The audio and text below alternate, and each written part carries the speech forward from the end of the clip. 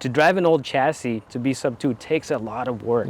Very clean execution. I mean, if you're not a car guy, I mean, you would think this is how it came. At this point, the way the car is built, it's really laborious to drive it. There was a lack of quality control when it came to the parts that actually hold the wheels on your car. So we apply the quality system to our manufacturing methods. Would you be willing to give any kind of discount?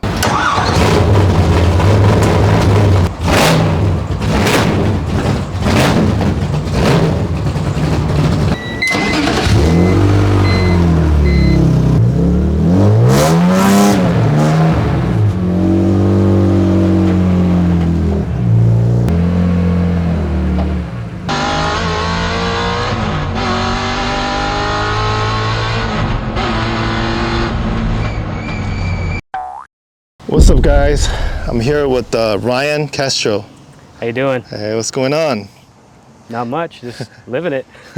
So Ryan is the owner of both the Motorsports Hardware and Race Cars Unlimited. How did this addiction start? It all started in 8th grade when I went to a BMW dealership and saw the brochure for an e36 M3. In the middle had a photo of a Daytona Violet e36 coming up on the road, and I'm like, that's what I want one day. I didn't know it was going to lead me here, but now we're here. What cars have you had growing up? Oh man, that is a very long question to answer. But for the most part, I've always had e36s and e30s. I've had like a 70 Chevelle, I've had an S13. I figured at one point or a few points in my life that I'd grow out of it, only to find myself right back here again. So I just kind of, you just kind of give into it. And how did you end up driving on track? Many years ago, I guess they're part of the forums. You know, like Beamer Forums was the forums to be on back then. A lot of guys are track guys. The majority of them are on the East Coast, but there was a small pocket of guys that liked to race out here. For a long time, I would just do streets and maybe try Big Willow, but that's all I knew for many years. Maybe about 10 years ago now that, you know, now all of them are in there. You know, Button Willow, even ACS when it was open, Chuckwalla Valley Raceway.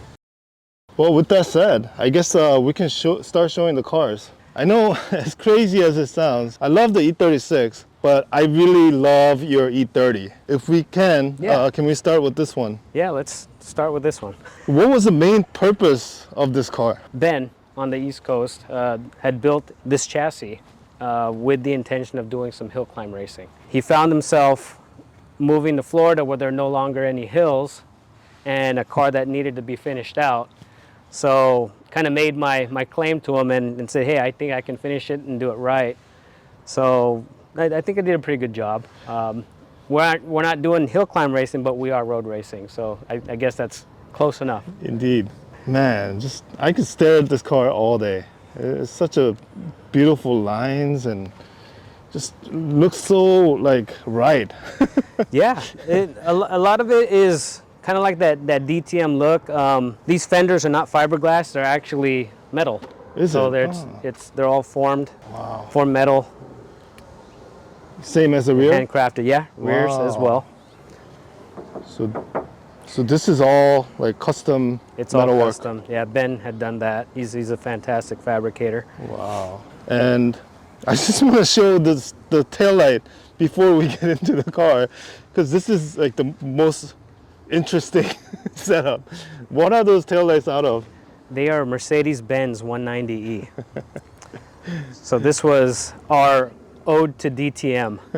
I personally think 190E has the most sexy taillight and E30 has the most cool front headlights. Yeah. So it's like mix of both, right? It was funny when we first had the car and we got it together, finished it out, painted it, and put all the aero on. We started doing some testing, and we were out with the Vara guys at Big Willow. I didn't realize that my rear taillights weren't working, and they were calling out for a guy with a Mercedes-Benz. And everyone was looking at each other, and I had to remember, like, oh, wait, that's me. And I'm like, oh, you're that guy, but you got an E30. It was like, no, look at the back. It looks familiar. It's a part that I love about the car because it's a conversation piece. You can like German cars, you can be of that era, you can hate what I've done, but we're still talking about it, you know. And at the end of the day, it's just for the spirit of having fun and doing the motorsport thing. Right. What was involved in getting this taillight in? So the E30 taillights are similar already, but they're cut here. So all we had to do is we got the carrier from a 190 and just kind of cut it around and welded it into place. Very clean execution. I mean, if you're not a car guy, I mean, you would think this is how it came. Yeah, you'd be surprised. You'd have to know. And when people see it, it's very notable thing. And I guess the idea behind the ridges for Mercedes was to have these ridges so that the air can actually clear off the dust so that you still could see the lights. That's what I heard too, man. The engineering that German guys do, right? Yeah. Let's start with I guess the chassis. So chassis it's basically an E30. Started off as an early model with the diving board. So the wide body was put on, fabricated, basically to look a little bit wider than the E30 M3, and the front bumper was custom grafted so that it can for more aero. So we closed off a lot of the front openings and just kind of left the brake ducts for future use. We kind of cleaned it up. I felt like it cleaned the lines up really well. The back sides of the fenders are aero reliefs. I think it's also a really nice look to the car. It gives it kind of an aggressive look to it. Both front and rear like that. This actually looks functional because it's collecting button wheel of dirt. Yeah, tire slag and all of that. And there's a full-on, the cage itself is a hill climb legal cage. So there's a lot of extra points in there, a lot of bars. Yeah, it's just a car that's really solid. It's really well put together. It doesn't know that it's an E30, the E30 retro look, and a little bit more modern of a driving experience that we're going to get out of it. Okay. And we added some JDM flair also. We have some nice aero, you know, front splitter, rear wing, Rs Future. Shouts to my boy Amir. Does it use all the M3 components, like the subframe, the arms? So the suspension is all E46 M3. Okay. Suspension, brakes, even the ABS systems, Really? MK60. We had to get the right suspension geometry. We had to get special SLR arms, so we got bump steer correction, and for us to be able to get the camber specs that we needed to get. So front brakes are E46, rear brakes are E46 as well. The only thing that really stayed E30 through the suspension is the rear differential and rear half, and we put like 318 Ti hubs inside there so that we can get the 5-lug. I see. Yeah. Is it fairly easy to do the E46 chassis swap into this? It bolts on, but if you do that for an E30, you will get really bad suspension geometry, because even when this had, just to get it to where it was, we tried E36 arms and we were only able to get -1.5 degrees of camber. So, and then when we tried E46 arms, it widened it a little too much, so it limited the tire width that we could run. So that's the reason why we had to go with a custom length arm, so that we can kind of get it right in that pocket there. Wow, looks like a lot of work went into it. Yeah. Just playing around with it, right? Yeah, there was a lot of experimentation for sure. Very cool. What about the coilover setup? Coilovers are MCS two-ways. Okay. Yeah, Is E46. that for E30 or It's for E46. E46? Yeah. Okay. Yeah. Do you remember the spring race? I don't remember the spring rates. And then the brakes, I see that you upgraded to AP Racing in the Yeah. front. For E46? For E46, we went with the APs because they did have the smallest diameter front setup for an E46 M3, which allowed using 17s, which we wanted to stay with the car on 17s. Gotcha. The other brake systems would put the brake kit a little bit too big in diameter and didn't want to have any ways to disturb the inside of the barrels, Okay. the wheels. What pads do you run? I like to run Ferodo Okay. DS312s. Okay. Not popular here on the West Coast, but I find them to be really good. They're great on the rotors, and they do give you the stopping power, the bite power that you want right when you need it. Yeah.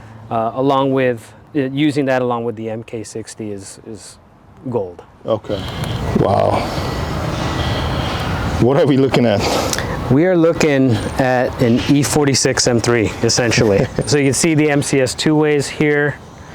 Down here peaking is the E46 M3 MK60, and how this and the brake booster setup, and how this was done was actually the firewall is half E46 M3. Oh, so it was cut out to okay. accommodate that, because to get the correct spacing for the booster and the intake manifold. So Okay. what else we're seeing here too is aside from the cooling engine cooler, we actually have a Porsche Cup car electronic power steering system. Nice. What ECU is running all this? It is a stock E46 M3 convertible. So the EPS is standalone, Yes. and then the brakes obviously ran by. Yeah, it's Yeah. all stock. Interesting mix. Yeah, this car doesn't need any more power than it has. It makes about 300 wheel horsepower. Anyone that's driven an E30 loves the fact that the rear end really likes to slide out. So 300 horsepower is already plenty. Plenty, right? Yeah. How much does the car weigh as is now? The car weighs 2450. 2450. 2450 That's without you in it. without me in it. Then it weighs 5,000 pounds. And what kind of lap times are you able to do on this car? So we like to go out when it's not burning like the sun here in California. So there's still a lot of development time that I'm putting in, because the last times we had it out on track, we were diagnosing the power steering issue before we went to the EPS system. We got it down to a 59, which is good, but I do feel that the car is capable of at 55s. Yeah. Easy. One thing to keep in mind, guys that are watching, is when you put totally different engine into a car that's this old, one might think, oh, hey, this guy's making this much horsepower, he should be faster or whatnot, oh, this car is light. But in reality, when you made a different engine to a light car like this, the balance is totally different than stock. So it takes a lot of effort, engineering, different setups to do, really, really fast time. Would you agree? Oh, I agree. I mean, I'll even add to that OBD1 cars, right in today's world, sub-2ing in a stock F G chassis BMW is almost a given. Yeah. And Peter, is to drive an old chassis to be sub-2 takes a lot of work. It takes a lot of attention, all manuals. So you really have to be in sync. And it's one of those things where if you're off on one of the turns at Button Willow, you might as well just give it up, right? So everything really just needs to be in sync for you to make those time markers that you're aiming for. Yeah, a lot of props to you, man. And the E30 rear end, the rear suspension is not as forgiving as an E36. So once you lose it, you're going drift day. Yeah. Speaking of the rear end, what kind of rear end are you running? And I assume the transmission is stock, E46? The transmission actually is from E36. Really? Yeah, Okay. it's a the 5-speed. Yeah. That's actually the better one, right? It is. Yeah. It is. The gearing is better off that way. Outside of that, the rear end is I believe it's a 373. Okay. Yeah. Is that E30 diff? It's an E30 diff. Okay. Yeah. With the custom drive shaft? Yes. Okay. Yeah. And I see a side exhaust. Yeah. The side exit That's the exhaust. muscle car in you, huh? That's the one that'll get me kicked out of Laguna Seca because it blows right into their microphone. So that's all custom too, right? Yeah. Okay. I do want to make a Laguna pipe so that it can go out the back and out the other way. I see. So what do we have going on inside? Not much. We have an E46 M3 dash, and everything still works. We're not too. This car, I wanted to keep the manual dials in there, the analog dials in there. So, It's pretty simple. I didn't want anything super fancy. Just kept the regular fuse box. Aside from that, things that are added, you know, we do data with the catalyst, and we have a fire suppression system, OMP seats, a renowned wheel, and a CAE shifter. Gotta have the CAE, right? Yep. It's the only way. Oh, you got fuel siphon here too. Nice. Got the battery there. Fuel cell. Is it running just a single pump? It looks like it. Yeah, there is a kind of like an internal swirl pot, so there's an internal pump as well. Nice, nice, nice. What about the wheels? The wheels are Titan 7, Okay. 17 by 9. The 5 spokes actually really set off the car really nicely, and right now they're kind of paired with some old Hoosier A7 scrubs. See that you're running 245 square. Yeah, 245 for me on an E30 is probably the best size, because you put a 255 and the car starts looking a little too high, which is the reason why we added these things to the side, like this little lip here, because I feel like the side profile of any E30 is kind of the part that needs a little bit of love. It's gotta look good, right? Yeah. No, that's number one. Yeah. Now we came to this. It's a beast. This is the exact opposite of the E30. So when you were talking about too much power, this is what you get. You get an absolute monster that essentially cannot be driven to at 100% effort. Otherwise, it'll kill you. I know exactly what you mean. So this car was purpose built for time attack. It was a test machine to prove our product at Motorsport Hardware. You know, we figured if we were going to build a car, that it had to have a lot of power and a lot of torque for us to prove that the hardware that we build is some of the best out there. So we decided to take it out to Global Time Attack. I think we did about 5 years with the car, and it's done fairly well. We've won limited class about 3-4 times now. No, actually 3 times. And I think you guys did a 44? 44. 44, driven by Amir. He's the one that had come up with a lot of the aero cues on the car.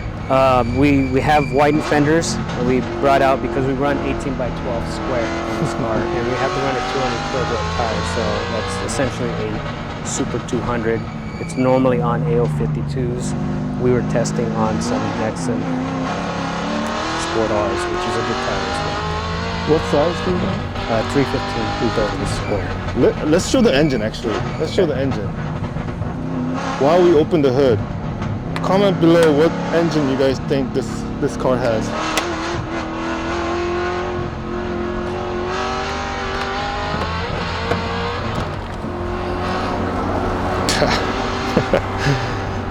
I'll keep it open. Yeah. Wow. We can find a hood prop for it. Oh, okay.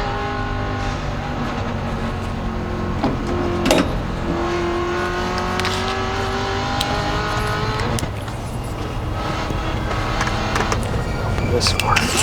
Oh, that has like perfect location for it. There you go. All right. I think I saw some eagles fly out. What is this? This is a 7.1 liter, 434 cubic inch, I guess, LSX. Yeah. So it's an aluminum block, which started off as a 6.2 liter, which was bored and stroked to a 7.1 liter. We basically did everything we could to squeeze out as much reliable horsepower so that we can run multiple sessions without blowing the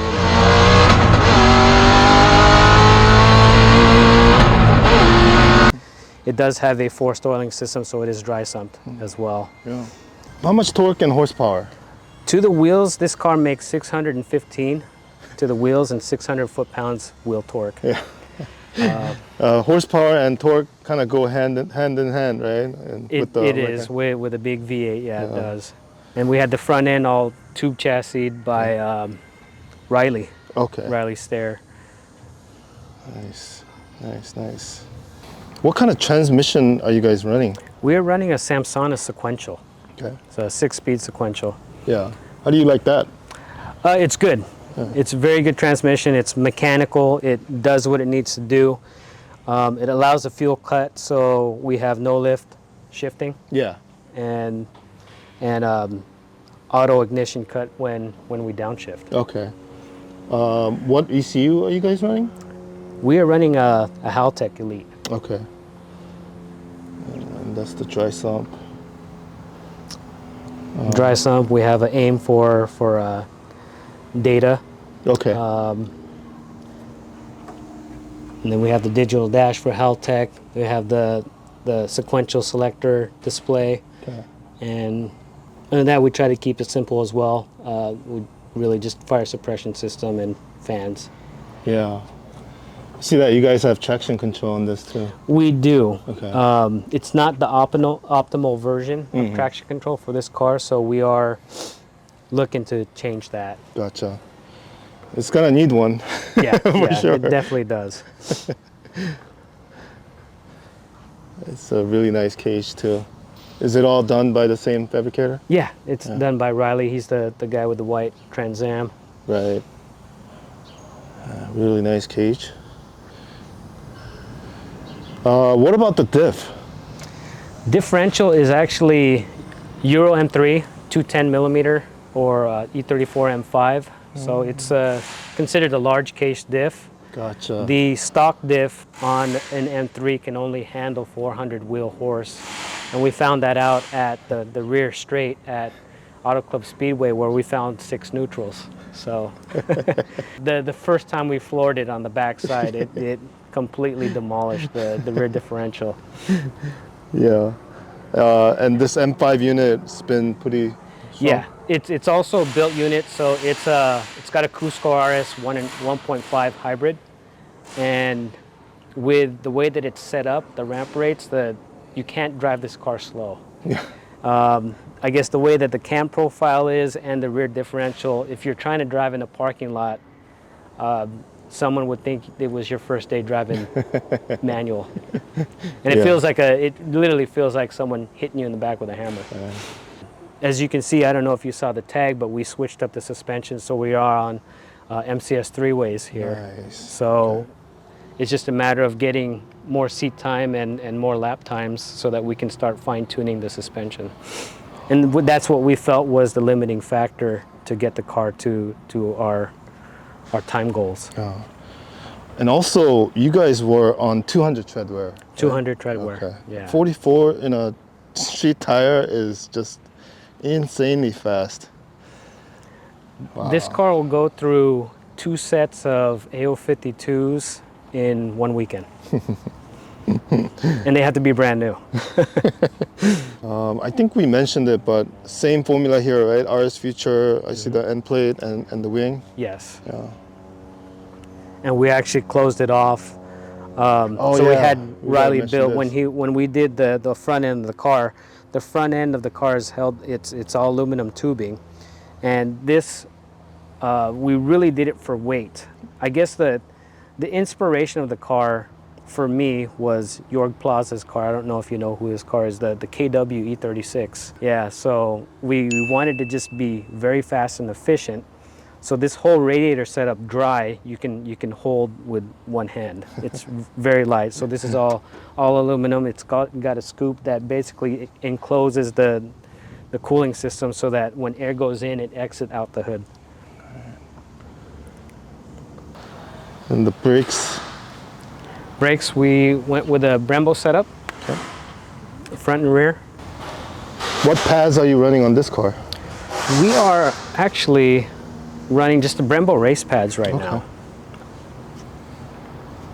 Does the trunk open by chance? Trunk does not. It Okay. does, but we it's have a to lot of pull work, it out. huh? Yeah, Yeah. you can see the trunk through the back window Okay. there. No fuel cell in this car. For the rules, we had to keep the original OEM tank set up. So we have a dual fuel tank, a dual fuel pump tank in here. You don't have a Mercedes taillight on this. No, no, we kind of keep it a little Yeah, to keep some decency on this car. Any future goal with this car? Really just gonna take the car out and just do a few laps. At this point, the way the car is built, it's really laborious to drive it, because if you drive it slow, it beats you up. You drive it fast, it beats you up. And at the end of it, you're actually glad that your 20-minute session was just 20 minutes. Test and tune, and really it actually needs that new traction control setup for it to be completely optimized. We're now inside the shop. So there's really two offices, right? Yeah, Or two businesses. Two businesses. Yeah, so we have Motorsport Hardware, and we also have Race Cars Unlimited. Okay. A lot of people may wonder what you do for a living. I know you used to do something else before you started all this, right?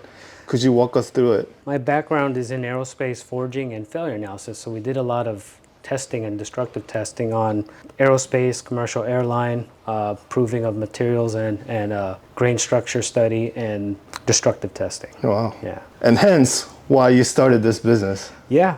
What I realized back then when I started Motorsport Hardware was there was a lack of quality control when it came to the parts that actually hold the wheels on your car. So we apply the quality system to our manufacturing methods, and therefore to kind of give peace in mind when someone's on track pushing their car 10/10ths.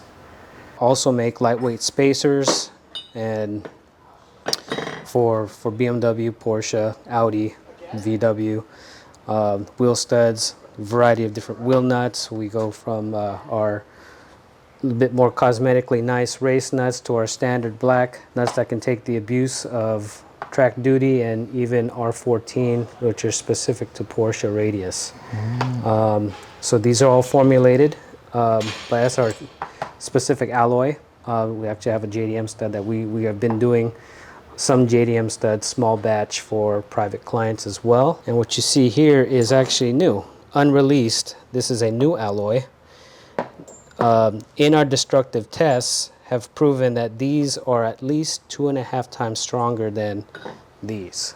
And they also have the right ductility. So there's a lot of misinformation, especially on the newer cars with titanium. Titanium seems to be fancy. People think that it's better because they pay more for it, which isn't always the case.